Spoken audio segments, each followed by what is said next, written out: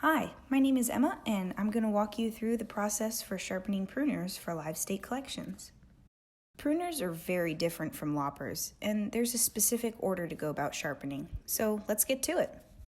All you'll need is a metal file, WD-40, diluted rubbing alcohol in a spray bottle, a cloth, and gloves if you're uncomfortable working around a blade. The Sharpie is for an optional last step. As with the loppers, the first step is to wipe down the tool. Pruning shears are particularly susceptible to losing their edge from sap and dirt.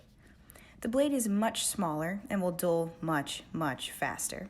Keeping the tools clean is a must.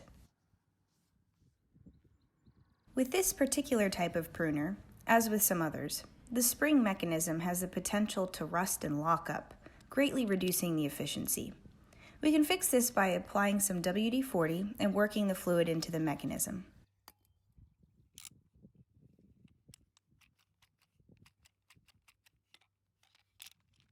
Sweet! Okay, so they're clean and lubricated. What about the blade? Well, when you look at it, it won't look nearly as beat up as the blade of the loppers, but the extent of the dullness is reflected in the fact that these won't even cut a twig. Sharpening pruners should be fairly simple because they don't usually have the same problems as the loppers. All we do for these guys is match the angle they were factory sharpened to, which is usually 35 degrees. Rub back and forth with even pressure, and make sure you do this for the whole blade, even though the tips will usually be the most dull. And again, we get some more of that sweet grinding sound of metal on metal.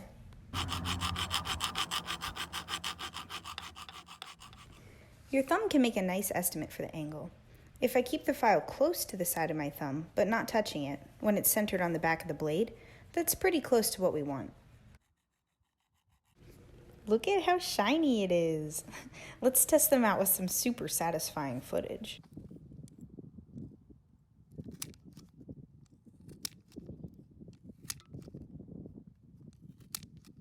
Also, bonus points if you got them sharp enough to cut grass. It also might help to put the date they were last sharpened in a discrete location with Sharpie. Try to resharpen them every 2 months or whenever they get dull again.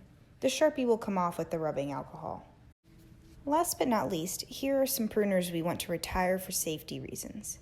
This pair doesn't have a spring, and this pair doesn't have a latch mechanism that will hold them closed when not in use. Both are kind of dangerous, so they should be retired. That's really all there is to it. Thanks for watching, and happy sharpening!